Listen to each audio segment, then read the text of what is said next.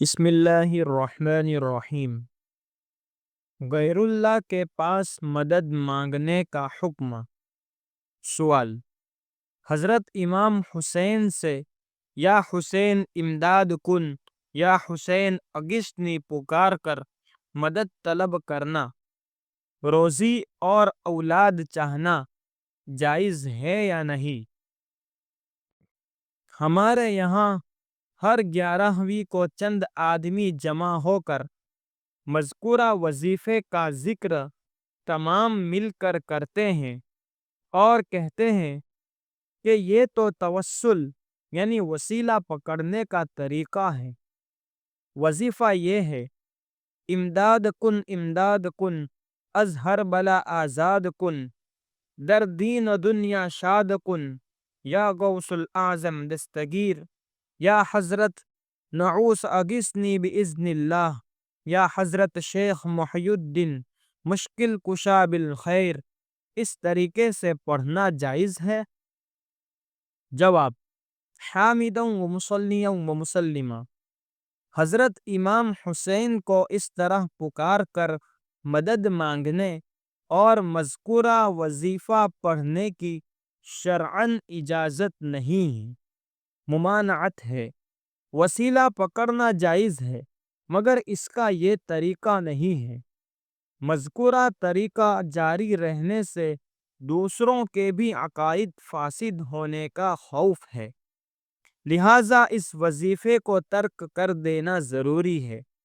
خدا کو چھوڑ کر دوسرے سے اولاد مانگنا، بیمار کے لیے شفا طلب کرنا، اہل قبور سے روزی مانگنا، مقدمے میں کامیاب کرنے کی درخواست کرنا جائز نہیں ہے، مشرکانہ فعل ہے۔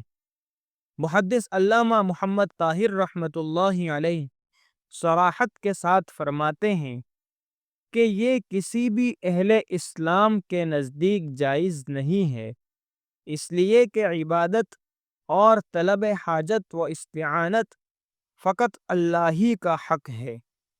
حوالہ: مجمع البحار الانوار، جلد نمبر 2، صفحہ نمبر 73۔ اللہ تعالیٰ نے اپنے بندوں کو تعلیم دی ہے کہ کہو ایاک نعبد و ایاک نستعین، اے اللہ ہم تیری ہی عبادت کرتے ہیں اور تجھ ہی سے مدد مانگتے ہیں۔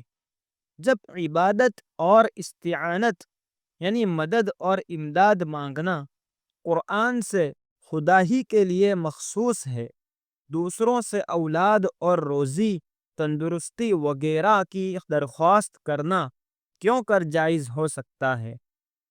اس لیے رسول مقبول صلی اللہ علیہ وسلم نے حضرت عبداللہ بن عباس رضی اللہ عنہما کو وصیت کی کہ اذا سألت فاسأل اللہ واذا استعنت فاستعن باللہ، کہ جب تجھے سوال کرنا ہو تو اللہ سے کرنا اور جب مدد مانگنی ہو تو اللہ ہی سے مانگنا۔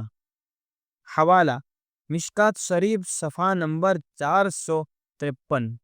حضرت غوث اعظم مذکور حدیث نقل کر کے فرماتے ہیں کہ ہر ایماندار کو چاہیے کہ اس کو اپنے دل کا آئینہ بنا لے اور اپنے جسم، لباس، گفتگو وغیرہ ہر معاملے میں اس پر عمل کرے، اور فرماتے ہیں کہ جو شخص ضرورت کے وقت خدا کو چھوڑ کر لوگوں سے مدد مانگے وہ اللہ کی صفات اور اس کی قدرت سے ناواقف ہے۔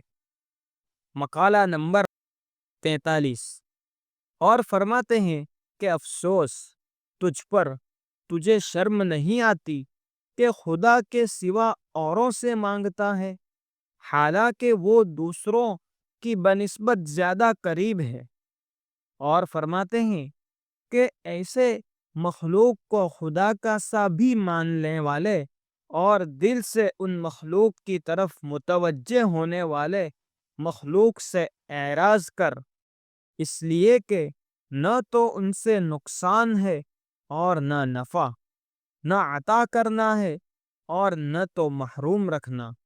اپنے دل میں چھپائے ہوئے شرک کے باوجود توحید حق کا مدعی نہ بن، اس سے تجھے کچھ حاصل نہیں ہوگا۔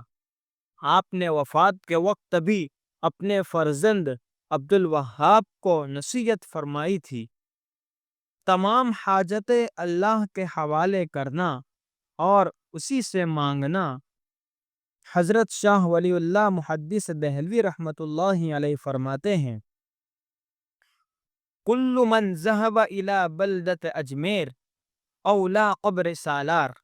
حضرت شاہ ولی اللہ محدث دہلوی رحمۃ اللہ علیہ فرماتے ہیں، جو شخص اپنی حاجت روائی کے لیے اجمیر جائے یا سید سالار مسعود نمازی کے مزار پر یا اسی طرح دوسری جگہ پر مدد مانگے، یقیناً اس نے خدائے پاک کا بہت بڑا گناہ کیا، ایسا گناہ کہ جو زنا اور ناحق قتل کرنے سے بھی بڑا ہے۔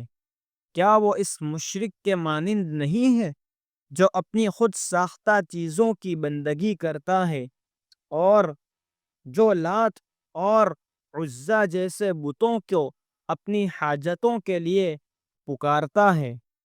حوالہ تفہیمات جلد نمبر 2 صفحہ نمبر 45۔ نیز اپنی مشہور کتاب حجت اللہ البالغہ میں فرماتے ہیں، اور انہوں نے امور شرکیہ میں سے یہ کہ مشرکین اپنے اغراض کے لیے غیر خدا سے امداد طلب کیا کرتے تھے، بیمار کی شفا اور غریبوں کی تونگری ان سے طلب کرتے تھے اور ان کے نظریں مان کر اپنی حاجات اور مقاصد کے حاصل ہونے کے متوقع رہتے تھے، اور ان کی برکات کی امید میں ان کے نام جپا کرتے تھے۔ اسی واسطے خدا تعالیٰ نے لوگوں پر واجب کیا کہ یہ پڑھا کرے، ایاک نعبد و ایاک نستعین، ہم تیری ہی عبادت کرتے ہیں اور تجھ ہی سے یاوری کے خواہاں ہیں۔ اور اللہ تعالیٰ نے فرمایا، فَلَا تَدْعُوا مَعَ اللَّهِ أَحَدًا، خدا تعالیٰ کے ساتھ دوسرے کو مت پکارو۔ حوالہ حجت اللہ البالغہ صفحہ نمبر 122۔ فقط واللہ اعلم بالصواب۔ اس مسئلے کے علاوہ اگر کوئی اور مسئلہ جاننا چاہتے ہیں تو ہمیں کامنٹ باکس میں ضرور بتائیں۔ اس جیسے مسائل کو حاصل کرنے کے لیے ہمارے اس چینل کو سبسکرائب کریں اور زیادہ سے زیادہ لوگوں کو شیئر کریں۔ السلام علیکم ورحمۃ اللہ وبرکاتہ۔